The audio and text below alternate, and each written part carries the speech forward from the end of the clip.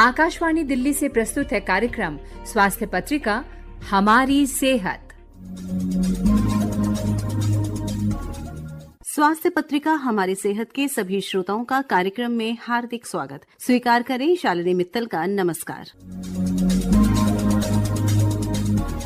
श्रोताओं, प्रदूषण और इसके खतरनाक प्रभावों के बारे में जागरूकता बढ़ाने के लिए स्वास्थ्य पत्रिका के आज के अंक में आप जानकारी प्राप्त करेंगे प्रदूषण के हमारे शरीर पर होने वाले कुप्रभाव पर। जानकारी दे रहे हैं डॉक्टर सुमित सिंगला। आप प्रोफेसर हैं department of medicine, Maulana Azad medical college, नई दिल्ली में। साथ ही आपको जानकारी देंगे प्रदूषण से उपजी समस्याओं के यूनानी उपचार पर। जानकारी देंगे tibia college of Ayurveda and यूनानी मेडिसिन, नई दिल्ली के डॉक्टर मोहम्मद इद्रिस।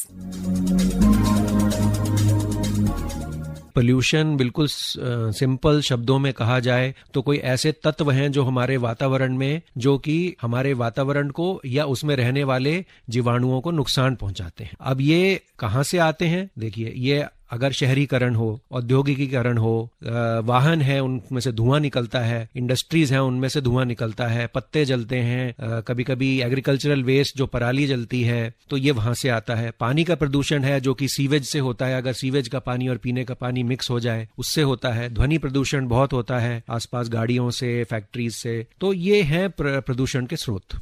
देखिए, हम इस वातावरण में रहते हैं, हम वही हवा में सांस लेते हैं, वही पानी पीते हैं, वही खाना खाते हैं, ये सब वातावरण से ही आता है। तो ये हर तरह से हमें इफेक्ट करता है, शरीर के बाहर भी, शरीर के अंदर भी। जो हवा में पोल्यूटेंट्स होते हैं, जो केमिकल्स होते हैं, वो हमारे फेफड़ों में जाते हैं। जो हवा में केमिकल्स हमारी त्वचा को इरिटेट करते हैं तो इचिंग होती है। जो पानी में केमिकल्स होते हैं या जो टॉक्सिन्स होते हैं वो हमारे पेट में जाते हैं, हमारे खून में मिल जाते हैं और धीरे धीरे उससे भी हमारे को बुरे असर होने लगते हैं। तो हर तरह से हमारे पे असर होते हैं। लॉन्ग टर्म की बात करें तो इसमें बहुत बीमारियां होती हैं, जिसमें कि फेफड़ों की बीमारियां जिससे कि ब्रोंकाइटिस, एस्थमा, फिर हार्ट डिजीजेस जिसमें कि हार्ट अटैक्स, स्ट्रोक यानी कि पैरालिटिक अटैक्स भी होते हैं, बिकॉज जो इसमें केमिकल्स और टॉक्सिन्स हैं वो धीरे धीरे हमारे खून में जमा हो सकते हैं। उससे हमारी धमनियों का रक्त प्रवाह स्लो हो सकता है। और बहुत लॉन्ग टर्म में इसमें कैंसर्स भी देखे गए हैं, जिसमें कि सबसे प्रमुख है लंग का कैंसर। ये कई सारी चीजें हैं जो मिलके करती हैं। मानसिक रोगों पे अभी बहुत शोध चल रहा है इस बारे में। ब्लड शुगर बढ़ जाता है इसमें जो केमिकल्स होते हैं हवा में या पानी में। हार्ट अटैक्स बढ़ने की या हार्ट अटैक्स का रिस्क और बढ़ जाता है। अगर आप वही आदमी किसी पोल्यूशन फ्री एरिया में जाके रहने लगे तो उसका हार्ट अटैक का रिस्क कम हो जाता है। साथ ही साथ ये चर्म रोग, जो स्किन की बीमारियां होती हैं, पोल्यूशन जैसे ही बढ़ता है स्किन की बीमारियां और बढ़ने लगती हैं। जिनको पहले से बीमारियां हैं उनका कंट्रोल बिगड़ जाता है, उनको ज्यादा दवाई लेनी पड़ती है, ज्यादा क्रीम लगानी पड़ती है। तो डेफिनेटली बीमारी होती भी है और पुरानी बीमारी बढ़ती भी है। ये प्रदूषण की रात है जो हमें घेरे हुए है। ये एक ऐसा राक्षस है जो चारों ओर से हमें घेर रहा है। हमें इसको प्रकाश से भगाना है, अपने अंदर जागरूकता के प्रकाश से इसे लड़ना पड़ेगा। हमें किसी दूसरे से उम्मीद ज्यादा नहीं रखनी चाहिए। हम खुद ही ये प्रकाश फैलाएंगे, मिलके ये प्रकाश फैलाएंगे तो ये राक्षस हार जाएगा। छोटी छोटी चीजें करें, अपने को खुद बचाएं, खुद प्रदूषण ना फैलाएं। अगर आपकी गाड़ी में प्रदूषण है उसको ठीक करें, अगर आपके घर में इंडोर पोल्यूशन है उसको ठीक करें, दूसरों को जागरूक करें, प्लास्टिक्स को रीयूज, रिड्यूस, रिसाइकल करें। ये थोड़ी अपनी अवेयरनेस बढ़ाएं। अगर आप थोड़ा थोड़ा भी करके करेंगे, सब मिलके करेंगे तो पोल्यूशन 100% हारेगा और हमारी जीत होगी, हमारा स्वास्थ्य बना रहेगा और हम सब स्वस्थ और एक अच्छे प्रोग्रेसिव देश के नागरिक बन के रह सकते हैं।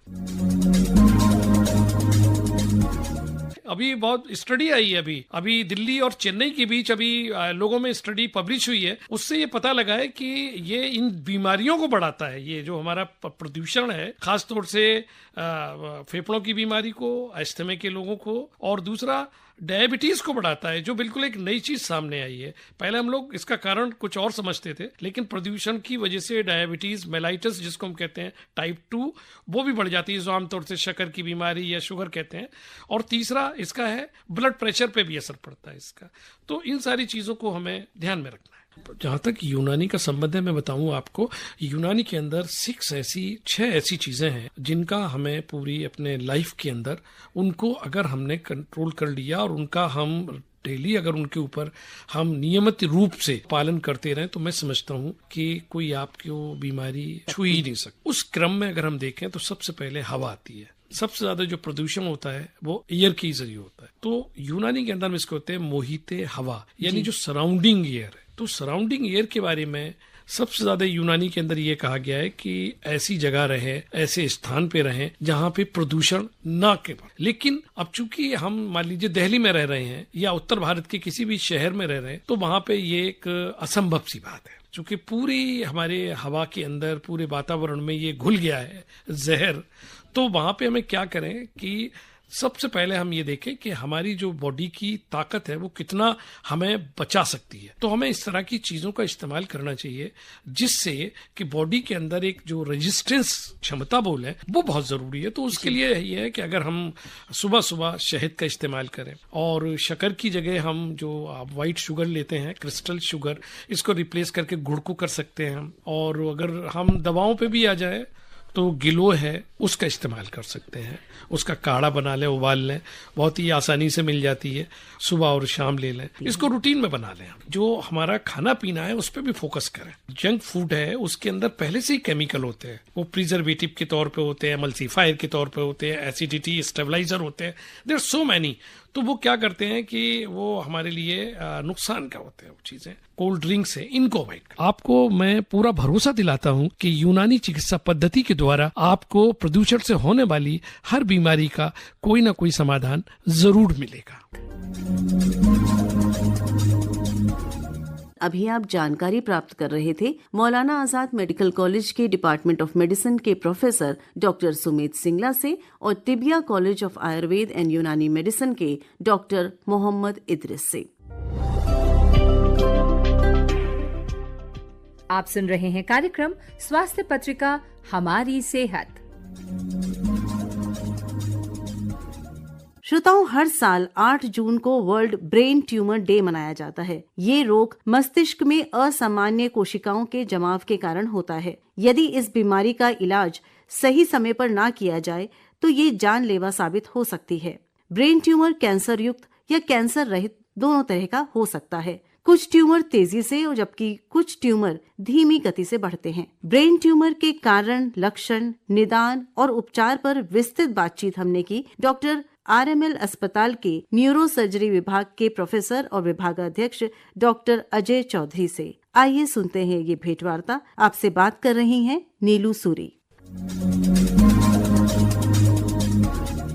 डॉक्टर साहब, बहुत बहुत स्वागत है आपका। ब्रेन ट्यूमर, इसको कितना हम भयंकर समझे और चिंता की बात करें तो क्या सच में ये चिंता का कारण है? धन्यवाद। ब्रेन ट्यूमर एक सीरियस चीज तो है, लेकिन हमेशा ये सीरियस नहीं है और इसको हम अगर केयरफुली और सावधानी से उसको फेस करें और सही टाइम पे, मतलब अर्लीस्ट उसका डिटेक्शन हो पाए, तो कई ब्रेन ट्यूमर्स जो हैं वो प्योरली बेनाइन होते हैं और कंप्लीटली क्यूरेबल हैं। तो ये तो नहीं कह सकता कि मतलब हर ब्रेन ट्यूमर के लिए चिंता का विषय है। ज्यादातर मतलब लगभग 50% तो चिंता का विषय नहीं ही है। और हम अगर जीवन शैली अपनी सही रखते हैं, जागरूक रहते हैं अपने आप को उसके लक्षणों को समझने में, तो फिर अर्लीस्ट डिटेक्शन उसका हो सकता है और निदान भी अच्छे से हो सकता है। जी सर, समझने की बात करें डॉक्टर साहब, तो ब्रेन ट्यूमर में होता क्या है? ब्रेन ट्यूमर के लक्षण नॉर्मली जो हम देखें, जो कॉमन लक्षण हैं, उनमें हेडेक का होना, हेडेक, वॉमिटिंग, विजुअल लॉस मतलब दृष्टि का कमजोर होना, दौरे पड़ना जैसे मिर्गी वाले दौरे आते हैं वो होना, चलने में डिफिकल्टी, किसी एक साइड में कमजोरी आना, ये सारे लक्षण, और कभी सुनाई कम पड़ना, मुंह का टेढ़ापन भी होना, ये डिपेंड करता है ब्रेन के किस हिस्से में किस तरह का ट्यूमर है और कितना जल्दी वो बढ़ रहा है, इसके ऊपर लक्षण है। लेकिन अमूमन यही लक्षण, सब सारे लक्षण लगभग ज्यादातर पेशेंट्स में होते हैं। अगर सिर दर्द की बात करूं तो ये सिर दर्द क्या एक पर्टिकुलर टाइम पे होता है, एक समय पे होता है, और ये ब्रेन ट्यूमर का सिर दर्द कितना अलग है? ब्रेन ट्यूमर का सिर दर्द कई बार तो सिमिलर भी हो सकता है, लेकिन ज्यादातर टाइम इसके पर्टिकुलर लक्षण है। पर्टिकुलर लक्षण इन द सेंस कि लेट नाइट या अर्ली मॉर्निंग हेडेक होना, और फ्रंटल हेडेक होना, मतलब दिमाग के सिर के सामने वाले आंख के ऊपर का हेडेक होना, झुकने पे वो हेडेक बढ़ जाना, खांसने छींकने से हेडेक बढ़ जाना, और late night early morning headache होना, उसके साथ फिर उल्टी का होना, और उल्टी के बाद सिर दर्द आराम मिल जाना। ये एक ओमिनस साइन है। जब अगर ऐसा लगता है तो न्यूरोलॉजिस्ट, न्यूरोसर्जन से जरूर संपर्क करें और एट द अर्लीस्ट एक इमेजिंग करा लें, मतलब सीटी स्कैन या एमआरआई। सीटी स्कैन बहुत जल्दी हो जाता है तो वो करा करके ये रूल आउट कर लें कि नहीं जी, दिमाग में सब कुछ ठीक चल रहा है। दूसरी बात, अगर वो माइल्ड टू मॉडरेट हेडेक है और 3 महीने तक सबसाइड नहीं कर रहा है, in spite of all your treatment, life style changes, जीवन शैली परिवर्तन करके भी देख लिया, ट्रीटमेंट भी ले लिया, तो मुझे लगता है 3 से 6 महीने में एक स्कैन करके रूल आउट कर लेना चाहिए कि नहीं, ऑर्गेनिक कोई समस्या दिमाग के अंदर नहीं है। सर, इसके साथ डॉक्टर साहब दौरे भी चढ़ सकते हैं, जैसे आपने एक शब्द बोला कि दौरा एक विशेष लक्षण है। ट्यूमर्स के 30 से 40% पेशेंट में दौरे आते हैं, दौरे करके वो प्रेजेंट करते हैं अपने आप को। तो दौरा एक सीरियस चीज है और उसको सीरियसली लेना चाहिए और उसका स्कैन भी कराना चाहिए दिमाग का, ये जानने के लिए कि उसमें कोई ट्यूमर, नस का गुच्छा या कोई गुब्बारा, इस तरह की चीजें तो नहीं है। कारण की बात डॉक्टर साहब जाने तो क्यों होता है ब्रेन ट्यूमर? अभी तक कॉज पूरी तरह से एस्टैब्लिश नहीं है, लेकिन जो नॉलेज अवेलेबल है उसके हिसाब से कई ट्यूमर्स जेनेटिक हैं, कई ट्यूमर्स रेडिएशन एक्सपोजर से होते हैं, जैसे मेनिंजियोमा है, ग्लायोमा है, इस तरह के ट्यूमर्स सब रेडिएशन से भी होते हैं, पिट्यूटरी एडिनोमा भी होता है। कई ट्यूमर हार्मोनल हैं, जैसे पिट्यूटरी के ज्यादातर 50% ट्यूमर्स हार्मोन सिक्रीट होने से, हार्मोन के ज्यादा होने से वो ट्यूमर होते हैं, हार्मोन को प्रोड्यूस भी करते हैं ये सब ट्यूमर, तो इन सब से रिलेटेड है। कुछ इडियोपैथिक है जिसका कॉज नहीं पता ही नहीं। हाँ, लेकिन हाँ, सर्टेन केसेस में जेनेटिक है कुछ परसेंटेज में, कुछ में यस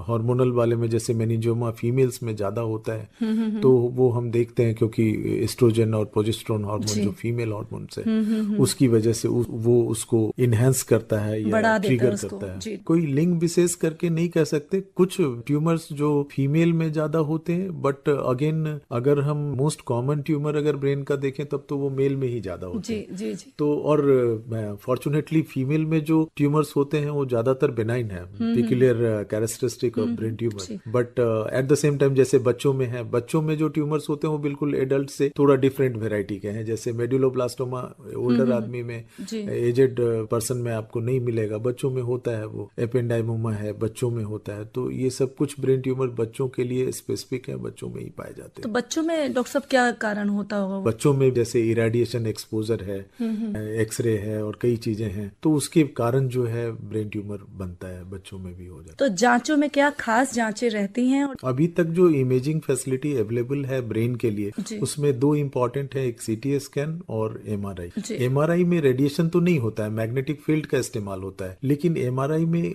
बहुत ज्यादा आवाज आती है जब आप एमआरआई के अंदर स्कैन के लिए जाते हैं, तो वो कई लोगों को कोलोस्ट्रोफोबिया जिसको होता है वो टॉलरेट नहीं कर पाते हैं। और एमआरआई में लगभग 15 मिनट, फास्टर स्कैन भी जो आए हैं वो भी 15 मिनट तो ले ही लेते हैं। सीटी स्कैन 30 सेकेंड में हो जाता है, जो लेटेस्ट सीटी स्कैनर्स आए हैं, और उसमें बहुत मिनिमल एक्सपोजर है, क्योंकि एडवांसमेंट जितनी हुई है टेक्नोलॉजी की, तो मशीन तो सीटी स्कैन से एक फायदा ये है कि ये स्क्रीनिंग के लिए बहुत अच्छा टूल है, कि स्क्रीनिंग में आप जैसे आपको नॉर्मल एबनॉर्मल क्या है वो देखने के लिए सिंपल सीटी स्कैनर, एक सीटी स्कैन 30 सेकेंड में हो जाता है, आपको बहुत ज्यादा बॉडरेशन नहीं है, और एक्सपोजर भी बहुत मिनिमल है, जिससे कोई नुकसान, अब उसके एविडेंस नहीं है नुकसान के, तो वो किया जा सकता है। एमआरआई के बेसिस पे ये तो तय हो जाता है कि संरचनात्मक बीमारी है दिमाग में और वो ट्यूमर है, किस तरह का है, क्या एक्सटेंट है, और एमआरआई के हम डिफरेंट सीक्वेंस कर सकते हैं, जैसे एंजियोग्राफी है, वेनोग्राम है, और टैक्टोग्राफी है, डीटीआई है, बहुत सारे सब सुरक्षित हैं डॉक्टर साहब, और सरकारी अस्पतालों में उपलब्ध भी बिल्कुल। मींस कई बार ये खर्चे की भी बड़ी समस्या है कि हर कोई ज्यादातर, और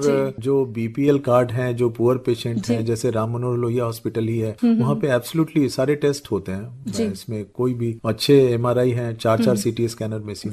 तो डॉक्टर साहब इलाज की बात करें, क्योंकि हमने बात की कि लक्षण क्या हैं और इसके क्या जांचें हो सकती हैं, क्या सर्जरी ही इसका इलाज है या कुछ और भी? Surgery is one of the main stay of treatment. Surgery करके आप ट्यूमर को जड़ से निकाल देते हैं, और दूसरा ऑप्शन है गामा नाइफ का, रेडियो, अक्सर इसके बारे में साइबर नाइफ का, जिससे हम ट्यूमर को गला देते हैं सिकाई करके। ये जरूर है कि टाइम जरूर लगता है, 6 महीने में गलता है, और ऑपरेट करते हैं जब नाइफ से आप, तो उसी समय आप ट्यूमर को एक्साइज कर देते हैं, निकाल देते हैं। जी, जी, लेकिन नाइफ इनका नाम इसलिए रखा गया कि ये भी ट्यूमर को गलाते हैं, मतलब गला करके निकालते हैं, मतलब गला करके खत्म कर देते हैं। जैसे कोई ट्यूमर 2 सेंटीमीटर का है और गामा नाइफ से सेंसिटिव है, मतलब गामा नाइफ से गलने लायक है, तो उसमें हाईली सक्सेसफुल हो सकता है ट्यूमर का इलाज गामा नाइफ। कहीं सावधानी की जरूरत है डॉक्टर साहब? बिल्कुल, सावधानी तो हर कदम पे जरूरत है लाइफ के, और न्यूरोसर्जिकल केसेस में तो डेफिनेटली ब्रेन ट्यूमर के लिए अवेयर रहें, वैल्यू करें, अपने दिमाग का वैल्यू करें, so that at the earliest कोई हेडेक आपको बार बार परेशान कर रहा है तो न्यूरोलॉजिस्ट से जरूर संपर्क कर लें, ताकि एट द अर्लीस्ट हम उसको डिटेक्ट कर पाए और पॉसिबल इलाज उसको इंस्टीट्यूट कर पाए। लाइफस्टाइल से भी जुड़ी हो सर कुछ बीमारी, ऐसा कुछ लाइफस्टाइल से है, लाइफस्टाइल से है जो हमारे एस्टैब्लिश पूरी तरह से नहीं हो पाया, लेकिन खाने पीने से लेकर के और डे टू डे एक्टिविटीज में, और जिनका जॉब भी रेडिएशन रिलेटेड जगह पे है, मतलब रेडिएशन इंस्टीट्यूट है वहां पे है, तो उनको भी थोड़ा केयरफुल रहना चाहिए कि कैसे प्रोटेक्ट करें अपने आप को।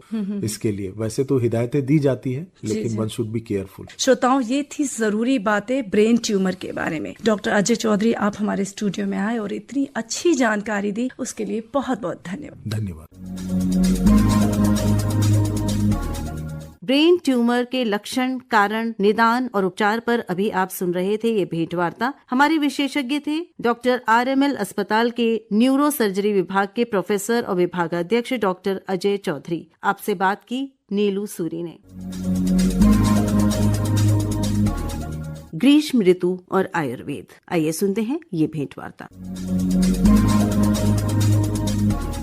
हम साधारणतः ये सुनते आए हैं कि prevention is better than cure. इसीलिए हमारी सेहत कार्यक्रम की आज की इस कड़ी में हम किसी बीमारी के क्योर पर नहीं, बल्कि बात करेंगे बीमारी का बचाव कैसे हो, यानी प्रोटेक्टिव हेल्थ। इस पर आज खास बातचीत होगी हमारे गेस्ट के साथ, और विशेषकर हम बात करेंगे सीजनल हेल्थ प्रोटेक्शन प्रैक्टिसेस। हमारे साथ हमारे गेस्ट स्टूडियो में श्याम प्रिया जी। पहले स्वागत कर लेते हैं। श्याम प्रिया जी, हमारे स्टूडियो में आपका बहुत बहुत स्वागत है। धन्यवाद शालिनी जी। श्याम प्रिया जी के बारे में थोड़ी सी जानकारी दे दें। आप वेलनेस ट्रेनर हैं, साथ ही साथ आयुर्वेद के जो प्रचार प्रसार में आप बहुत महत्वपूर्ण कार्य कर रही हैं। साइंटिफिक तरीके से सोसाइटी में कैसे आयुर्वेद को पहुंचाया जाए, जन जन तक, लोक तक इसके जो गुण हैं वो सब समझें, उसको अपने जीवन में सम्मिलित करें, इसके लिए लोक आयुर्वेद संकल्पना के तहत आप विजन के तहत कार्य कर रही हैं। और classical wellness knowledge to common man in contemporary ways, ये आपका ध्येय है। मैंने सही कहा श्याम प्रिया जी? जी बिल्कुल। कार्यक्रम में सबसे पहले मैं ये जानना चाहूंगी कि जो हम ऋतु की बात करते हैं, आयुर्वेद में बहुत हम सुनते रहे हैं, अब ये ऋतु है, अब ग्रीष्म ऋतु है, अब बसंत ऋतु है। ये ऋतु होती क्या है, इसका शाब्दिक अर्थ क्या है और कितनी प्रकार की होती है? क्योंकि हम ग्रीष्म ऋतु के बारे में चर्चा करेंगे कि ग्रीष्म ऋतु में हमारा डाइट एंड लाइफस्टाइल क्या होना चाहिए, क्योंकि हम यहाँ आयुर्वेद को लेकर चर्चा करने वाले हैं, तो मैं सबसे पहले वेदों के अधिष्ठाता जगत गुरु भगवान श्री कृष्ण चरण वंदन करती हूँ। तो अब मैं आपके प्रश्न पे आती हूँ। तो ऋतु का अर्थ है परिवर्तन, और ये संस्कृत शब्द ऋत से आया है। ऋत का अर्थ होता है सर्व मान्य नियम, वो परिवर्तन जो सबको मानना पड़ेगा। कोई भी उस परिवर्तन से बच नहीं सकता, मतलब जो नेचुरल है, प्राकृतिक है, और हर जीव उस नियम के अधीन है। तो इस प्रकार से ऋतु शब्द का अर्थ हुआ परिवर्तन। अपनी भौगोलिक स्थिति के हिसाब से भारत ऐसा देश है जहाँ पे भारतवासी ये पूरी 6 ऋतुओं का अनुभव कर सकते हैं।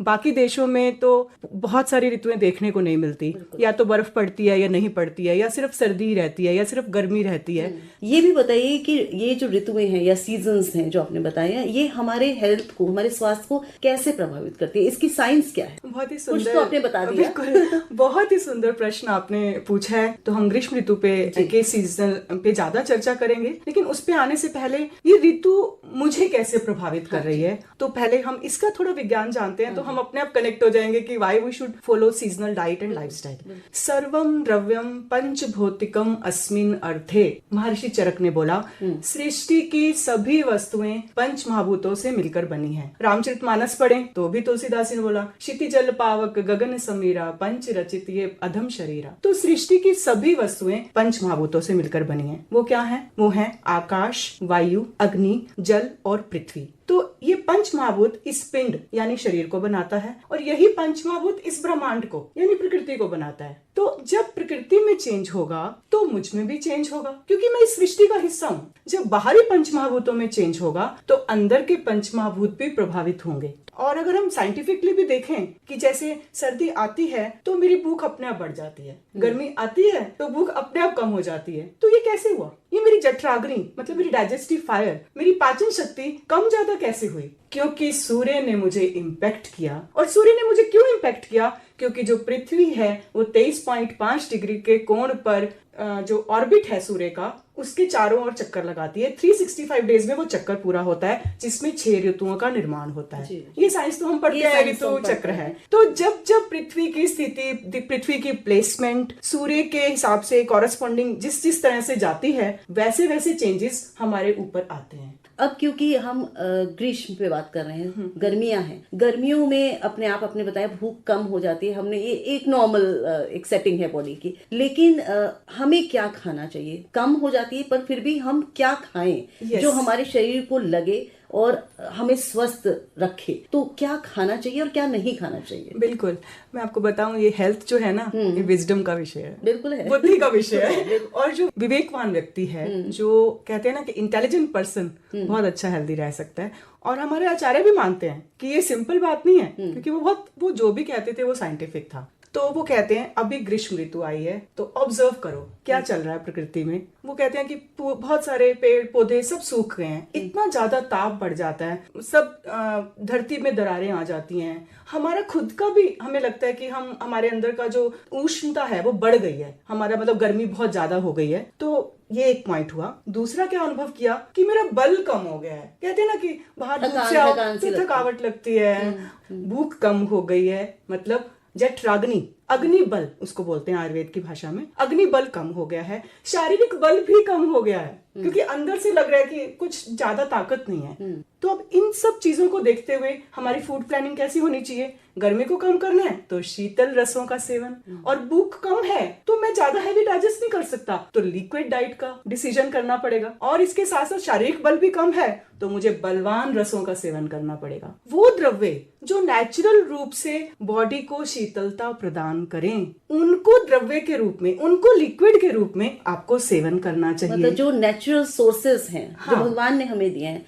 यानी जो फल हैं, जो सब्जियां हैं, उन्हीं से ही हम जिनकी खुद की प्रकृति ठंडी है, ठंडी तासीर है जिनकी, जैसे गुलाब आपको ठंडक ही देगा, जैसे बेल आपको ठंडक देगा, आम, फालसा, इस ऋतु के फल ऐसे ही आएंगे जो आपको प्राकृतिक ठंडक देंगे। तो उन प्राकृतिक ठंडक देने वाले द्रव्यों का रसपान, उसे कोल्ड ड्रिंक बोला गया। और दूसरा, अब मुझे तो बल चाहिए, तो फिर मुझे जो टेस्ट है, मतलब जो मेरी कोल्ड ड्रिंक जिसे हम कहें या शीतल पेय, जो आयुर्वेद के शीतल पेय हैं, तो उसका टेस्ट कैसा होना चाहिए? तो मधुर, अम्ल, लवण, हमारे 6 रस होते हैं। खाने में आप कभी कहते हैं ना कि हर व्यक्ति ये 6 रस फील करता है, मधुर, अम्ल, लवण, कटु, तिक्त, कषाय। तो मधुर मीन्स मीठा, अम्ल मीन्स खट्टा, लवण मीन्स नमकीन, कटु मीन्स जो है हमारा थोड़ा उष्ण, मतलब कि काली मिर्च जैसे, और तिक्त मीन्स कड़वा, नीम, और कषाय मीन्स कसैला जैसे जामुन। तो ये 6 रस, हमारे षड रस बोलते हैं इसको, ये हर व्यक्ति भोजन में फील करता है। और हमारे षड ऋतु षड रस तो ये बहुत आसानी से समझ आया। तो मधुर, अम्ल, लवण ये बलवान रस हैं, आपको बल देते हैं। कहते हैं ना बड़ा मीठा खाया, मजा आ गया। तो मजा किसको आया? मन को तृप्ति हुई। मधुर रस तृप्ति करता है। अम्ल रस भी कहते हैं खट्टा मीठा, टेस्टी था तो तृप्ति हुई, तो बल मिला। ऐसे ही नमकीन चीजें खा के भी बल मिलता है। तो मधुर, अम्ल, लवण, मतलब पहले के जो ये 3 रस हैं, आप क्रम में हम याद कर सकते हैं, वो बलवान रस हैं, वो बल प्रदान करते हैं। और जो पीछे के 3 रस हैं, कटु, तिक्त, कषाय, वो डाइजेशन में हेल्प करते हैं। ऋतु के हिसाब से सेवन करना, वो कहते हैं नित्यम सर्वरस अभ्यासः, नित्य सभी रसों का सेवन करना चाहिए, बट स्वास्वाधिक्यामृतावृतो, लेकिन जिस जिस ऋतु में ऋतु के अनुसार जिस जिस रस के सेवन का अधिकता से प्रयोग बताया गया, उस ऋतु में उस रस का ज्यादा सेवन करना चाहिए। This is called balance diet, this is called nutritious diet, this is called Ayurveda, this is called Ayurveda. ये आपने आज बताया कि अगर शीतल पेय है वो कौन सा पेय होना चाहिए जो आपको गर्मियों में लेना चाहिए, इस तरह का होना चाहिए। अच्छा, ये तो खाने पे आपने काफी अभी बताया। ये बताइए क्या लाइफस्टाइल भी, कोई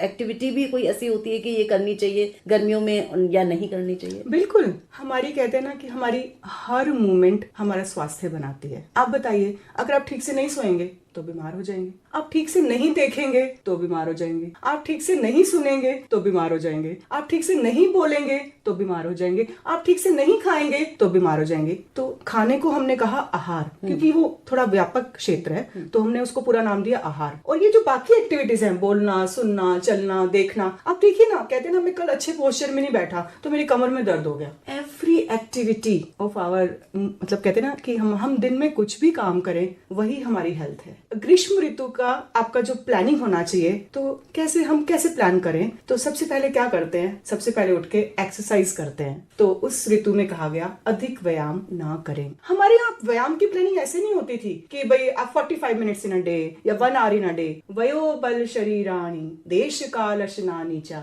समीक्षया कुर्याद व्यायाम अन्यथा रोग मापनुयात। कि आप अगर ये सारे पैरामीटर्स जो मैं आपको बताऊंगी अभी, इनको नहीं देख के आपकी एक्सरसाइज प्लान करेंगे तो आपको फायदा होने की बजाय नुकसान हो जाएगा। समीक्षा कुर्याद, समीक्षा करो, देखो क्या आप ये सारे पैरामीटर्स को मीट कर रहे हो, then you plan your exercise. Otherwise रोग मापनुयात, अदरवाइज आपको रोग हो जाएंगे। तो वो पैरामीटर्स क्या है? वयो बल शरीराणि। वयो, अभी कौन सी अवस्था में हूँ, 80 साल का हूँ या 18 साल का? पहले आप अपनी उम्र को देखें कि आप बल एक होता है, अपनी हर किसी की अपनी सीमा होती है। अपना, मैं तो 100 कदम चल के भी शायद थक सकती हूँ, पर आप हो सकता है कि 400 कदम चल के भी ना थके। तो एक प्राकृतिक बल होता है हर व्यक्ति का जो उसको जन्म से मिलता है, अपनी इम्यूनिटी होती है। तो बल, आपका खुद का बल कितना है? शरीर, आपकी बॉडी टाइप क्या है? आप वातज प्रकृति हो तो आप तो वैसे ही चलते फिरते रहोगे, आपको ज्यादा एक्सरसाइज नहीं चाहिए। पित्तज हो तो मध्यम प्लान करो। कफज हो तो आपका तो बहुत लेजी नेचर है, थोड़ा मतलब बैठने का नेचर है, तो आप ज्यादा एक्सरसाइज करो,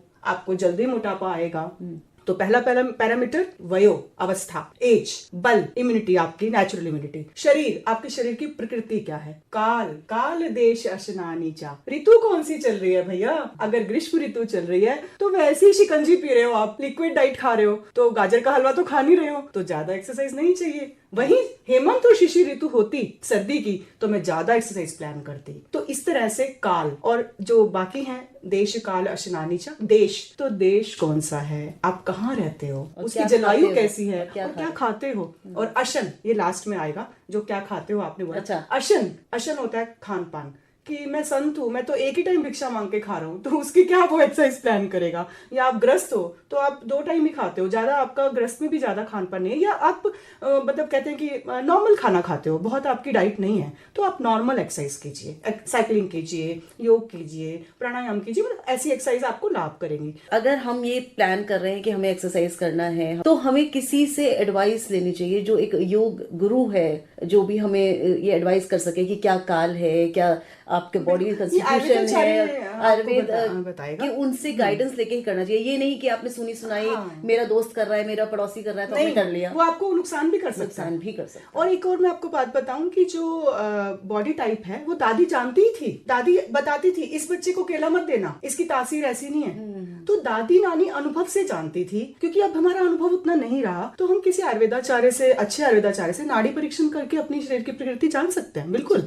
और जाननी ही चाहिए। बिकॉज मेरी प्रकृति क्यों ना मैं जानूं, और मेरी प्लानिंग मैं क्यों ना कर सकूं, ये तो विजडम का विषय है। बहुत सारी चीजें हैं और आपने बहुत सारी चीजें जल्दी जल्दी भी बताई, क्योंकि समय का सच में हमारे पास अभाव है। हमारे पास चलते चलते क्या आप वर्ड्स ऑफ विजडम देना चाहेंगे हमारे श्रोताओं को जो ये कार्यक्रम सुन रहे हैं? स्वस्थ रहना है वो बुद्धि का विषय है, स्वास्थ्य, विवेक, हेल्थ, विजडम। हमें क्या करना चाहिए, विवेक जागृत कैसे होगा, तो हमें सिर्फ गुणों को देखना है। गुणों मीन्स मेरे गुण क्या है, मेरी प्रकृति क्या है, प्रकृति के मतलब ऋतु जो आई प्रकृति में उसके गुण क्या हैं, जो मैं द्रव्य, जो मैं फूड आइटम खा रहा हूँ उसके गुण क्या है। मतलब अगर मैं ये कहता हूँ कि बादाम तो बहुत अच्छा है, पर बादाम मेरे गुणों के हिसाब से अनुकूल हो रहे हैं या नहीं। जो मैं आइटम खा रहा हूँ वो जैसे गन्ना है, अब गन्ना तो बहुत अच्छा है, लेकिन सर्दियों में गन्ने को खाने के लिए सॉलिड ही गन्ना खाना पड़ेगा, क्योंकि उस समय में हमको थोड़ा डिफरेंट बल चाहिए, सर्दी को हमको कवर अप करना है। लेकिन गर्मी में गन्ना खाना है तो लिक्विड फॉर्म में ही खाना पड़ेगा। तो अब आपको चयन करना पड़ेगा। तो ये विजडम की बात है कि अभी ऋतु कौन सी चल रही है, तो जो मैं खाने वाली वस्तु है